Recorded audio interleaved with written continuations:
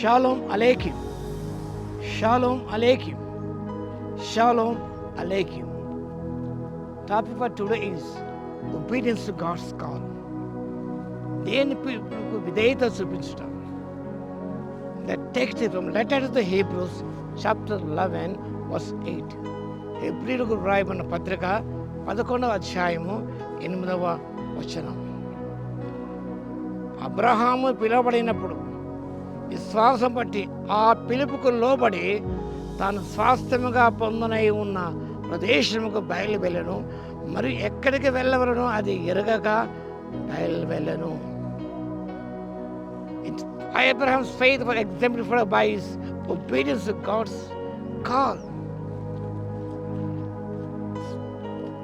మరొక విశ్వాసం ద్విగుణీకృతమైనది. ఎలాగనగా why is obedience to God's call. దేని పిలుపుకు లోబడి ఆయన వెళ్ళాడు. Trusting God's promises for a future inheritance. పొందబోయే స్వాస్థ్యము విషయం వాగ్దానం పొంది నమ్మాడు. Faith is not just a belief but active obedience. Faith is not just a belief. విశ్వానికి నమ్మకం మాత్రమే కాదు, యాక్టివ్ ఒబీడియన్స్, ఒక క్రియాపూర్వకమైన విధేయత. Stepping out into the unknown without clear map, living behind worldly comforts. లౌకికమైన సుఖాన్ని వదిలి విశ్వాసము చేత దేవుని పిలుపుకు విధేయత చూపించి ఆయన బయలుదేరి వెళ్ళాడు. ఎక్కడికి బయలుదేరికి వెళ్ళాడు. Stepping out into the unknown without a clear map. A clear map లేదు. మేము గూగుల్ కానీ మనం మ్యాప్ పెట్టుకుంటాం, మనం జీపీఏ పెట్టుకుంటాం, ఎక్కడికైనా పోతాం. అంటే అలాంటి సౌకర్యాలు లేవు కదా. రూట్ మ్యాప్ అనేది లేదు. ఏ ప్రదేశం వెళ్ళాలో తెలియదు. కానీ ఈ trusted God's promises, making God has his true destination.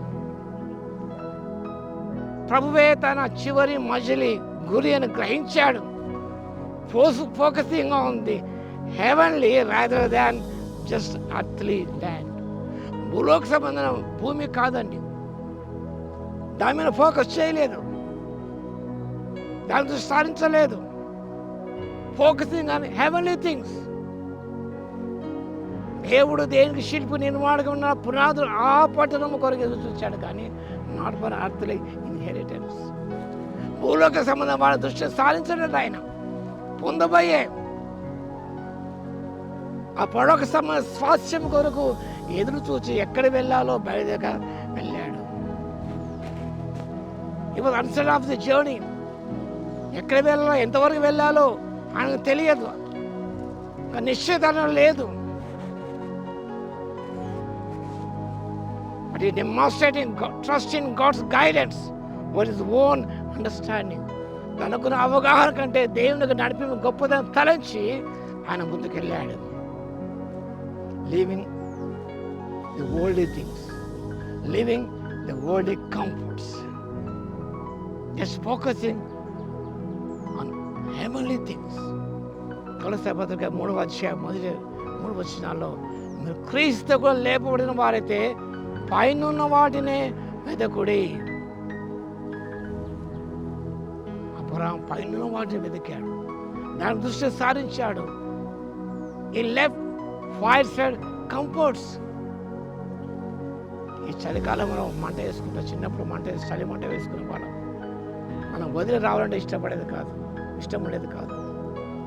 School వెళ్ళాలి కదా, ఇంతసేపు డాడీ మమ్మల్ని ఇంతసేపు కూర్చున్న మంట దగ్గర రా, ఇంకా వదిలిపెట్టి స్కూల్ పోవాలి. స్కూల్ పోవాలంటే కష్టం. ఆ చలి మంట దగ్గర ఎంత హాయిగా వెచ్చగా ఉంటుంది. మీకు అనుభవం ఉందో లేదో నాకు తెలియదు, కానీ చిన్నప్పుడు మాకు అనుభవం ఉన్నది. ఈ చలికాలంలో రోజు చలి మంట వేసుకునేవాడు. ఎంత కంఫర్ట్గా ఉంటుంది కదా. ఆ కంఫర్ట్ జోన్ రిస్కీ జోన్కి వెళ్ళడం. దేవునికి విధేయత చూపించాలి. పిలుపుకు నిజముగా మనం అనుకున్న కంఫర్ట్స్ను వదిలి శిష్యులను మీ సమస్యను విడిచి నేను వెంబడించాను. మాకేమి దొరుకునని మరి అడిగారు. ఏ మందు పరమందు 100 రెట్లు పొందుతారు. ఇస్రాయేలుకు పండిన గోధుమ తీర్పు తెలుస్తారు మీరు. ఆ గొప్ప స్వాస్థ్యాన్ని పొందడానికి మనమందరం కూడా దేని పిలుపుకు విధేయులమై ప్రశ్నించకుండా మన కంఫర్ట్ జోన్ వదిలి రిస్కీ జోన్కి ప్రవేశించాలి. నేను ఆ కంఫర్ట్ జోన్ వదిలి రిస్కీ జోన్లో ప్రవేశించాను. Risking my life. ఎందుకనగా పొందబోయే బహుమానం దృష్టి ఉంచి మోషే ఏ రీతిగా ఐగుప్తు ధనం కంటే క్రీస్తు విషయం నింద గొప్పదని ఎంచి ఆయన ఆ భోగభాగ్యమును వదిలి ఆయన రిస్కీ జోన్లోకి ప్రవేశించాడు. Moses, the man of God, the God chosen man. దేవుడు పిలిచినప్పుడు ఆ పిలుపుకి విధేయుడై అబ్రహాం వెళ్ళాడు, మానవుడు మోషే వెళ్ళాడు. ఎంతో దీవెన పొందారు.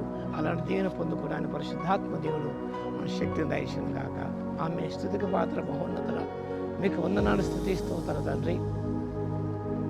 పిలుపుకి విధేయుడు అబ్రహాం బయలుదేరి వెళ్ళాడు తండ్రి. పొందబోయే మహిమానిత స్వాస్థ్యాన్ని గుర్తించుకొని తండ్రి తన కంఫర్ట్ జోన్ వదిలి ప్రభువా రిస్కీ జోన్లో ప్రవేశించి చివరి వరకు నిలిచి ఉండి తండ్రి గొప్ప దీవెన పొందాడు. అలాంటి దీవెన మేమందరం పొందుకోవడానికి ఆత్మశక్తి పొగరందుకు మీ స్తుతి స్తోత్రాలు చెల్లిస్తూ యేసుక్రీస్తు పరిశుద్ధ నామములో ప్రార్థించి వేడుకొస్తున్నాము తండ్రి. ఆమేన్. మన తండ్రి అయిన దేవునికి ప్రేమయు మన ప్రభువును రక్షకుడైన యేసుక్రీస్తు కృపయు పరిశుద్ధాత్మని కన్యుని సహవాసం మనందరికి సదాకాలము తోడై ఉండును గాక. ఆమేన్.